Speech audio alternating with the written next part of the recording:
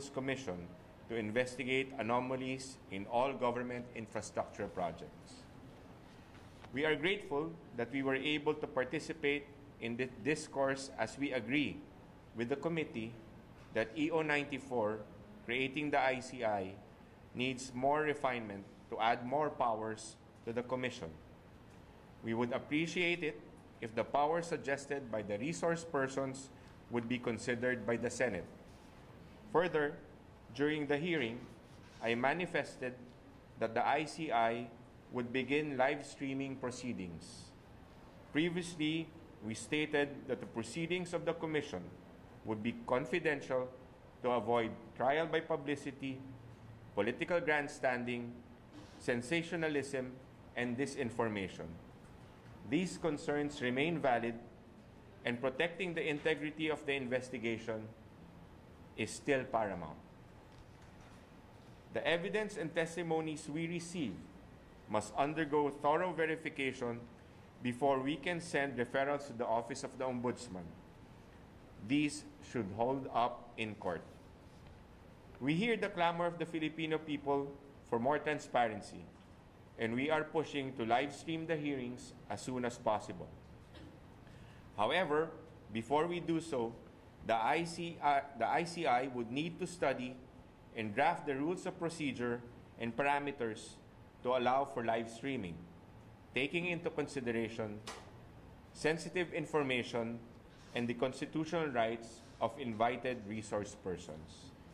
Lastly, I would like to clarify the statement I made about the 1% voucher of the DPWH testing office.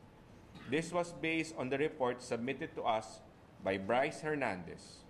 It is of note that this information is only alleged. This matter will still need to be verified by the Commission. Thank you. Signed, Justice Andres B. Reyes, Chairperson, Independent Commission for Infrastructure. Thank you very much. Attorney, Joey, sinabi mo as soon as possible, how soon are we expecting yung sa live streaming? Live streaming, we would have to draft the rules pa. No? Hindi pa namin na-draft yung rules on live streaming. But definitely, once we draft the rules, we will also show it to the public. No? Kasi yun yung magiging guidance. Ma-open naman ako for live streaming. Meron po ba kami access sa mga previous hearings po natin? Since nabanggit naman na even before na recorded po lahat. Hintayin natin yung guidelines tsaka yung rules Sir, ng this matter. Tuloy next week na mala-live stream na or even until next week? Next week walang hearing because Commissioner Babe Singson will not be available the entire week. Are you aware na pinanggit yun ni... Pinaano? Alam niyo po na babanggitin niyo yun sa Senate? At that time, wala kasi ako at that time na I was in a meeting, so I didn't know about it. Sir, what is the turning point kung bakit nabanggit yun ni Justice na magla-live stream na? Kasi from the very start, firm ang ICI na confidential na ang mga napag-uusapan doon. So, what is the turning point kung bakit naisipan na ng ICI na i-live? I wouldn't know the turning point, but the decision for that or the rationale behind that is already stated in the statement. I will provide you with the statement and you can read them. Okay? Last two. Okay. Lahat po ba kami ng media makakapasok po na live streaming yung kinakraft din yung guidelines?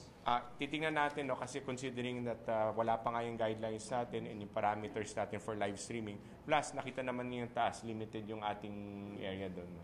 And we want to maintain the order inside that hearing room. Sir, how soon natin malalaman yung kung kailan yung possible na nakraft na yung guidelines, sir?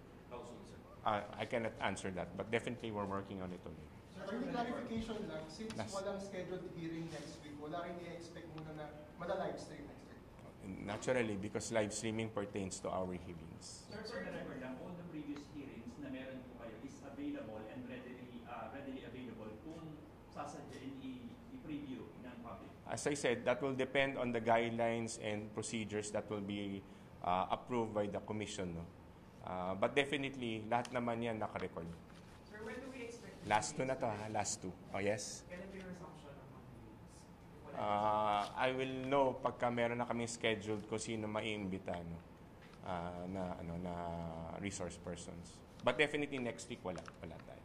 Sir, Last. hearing kahapon,